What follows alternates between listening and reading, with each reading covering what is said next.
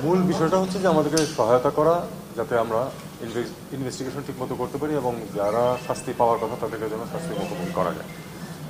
কারণ আপনারা জানেন যে এই সরকারের অবস্থান খুবই পরিষ্কার, ট্রান্সপারেন্ট, যে যারা এই অপরাধগুলো করেছে এবং যারা হুকুম দিয়েছে তাদেরকে অবশ্যই বিচারের সম্মুখীন করতে হবে এবং সেই কাজে জাতিসংঘ সহায়তা করুক, এটা তো আমাদের নীতিগত সিদ্ধান্ত আছে।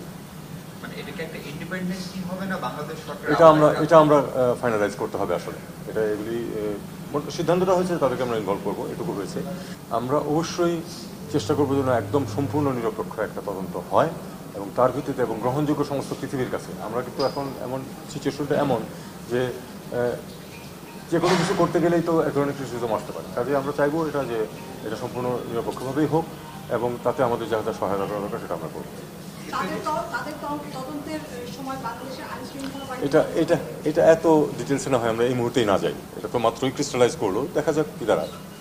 অর্ধেক পাউডারে দ্বিগুণ উজ্জ্বলতা, নতুন রিন অ্যাডভান্সড অর্ধেক পাউডারে দ্বিগুণ উজ্জ্বলতা। জাপানের সঙ্গে খুব গতানুগতিক, জাপানের সাথে আমাদের সম্পর্ক অত্যন্ত ভালো, আপনারা সবাই জানেন। জাপানিজ রাষ্ট্রদূত আমাদের এই সরকারকে ওয়েলকাম করেছেন।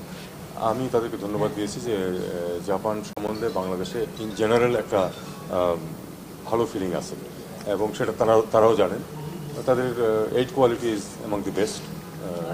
টাকাটা আসে সেটা আর যায় না, অনেক এইড আসে এবং যায়, কিন্তু জাপানিজের সুবিধাটা হলো যে তারা যখন দেয় তখন এটা আসলে থেকে যায় এখানে।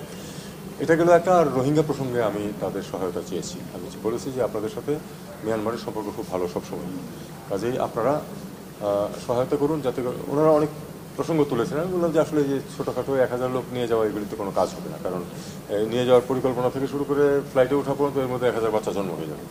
কাজেই যেটা করতে হবে সেটা হলো যে আসলে সাস্টেইনেবল একটা রিটার্নের ব্যবস্থা করতে হবে। আমি এমনকি তাদের নাগরিকত্ব প্রশ্ন তুলি না, সেটা আরও অনেক ওয়াইডার ইস্যু, কিন্তু নিরাপত্তার ব্যবস্থা থাকতে হবে, তারা যেন নিরাপদ থাকে এবং তারা যেন ইকোনমিক লাইফ একটা জন্য তারা ফলো করতে পারে। এই দুই ব্যাপারে যেন তারা আমাদেরকে সহায়তা করে এবং এন্টায়ার ইন্টারন্যাশনাল কমিউনিটি যেন আমাদেরকে এই ব্যাপারে সহায়তা করে। আর একটা জিনিস আমি যেটা বলেছি সেটা হলো যে অ্যাবসলিউটলি নো গো, সেটা হচ্ছে যে লোকালি অ্যাসিমিলেশনের চেষ্টা, এটা কোনোদিন হবে না, আমরা কখনোই মেনে নেব না।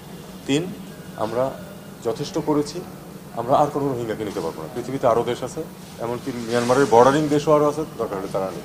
রাশিয়ার সঙ্গে আমি রাষ্ট্রদূতকে বলেছি যে আমরা যেহেতু রাশিয়ার বিরুদ্ধে স্যাংশন আছে আমাদেরকে, এবং আমাদের যা পজিশন, আমরা তো যুদ্ধ করতে যাবো না কারোর সাথে, পারবো না।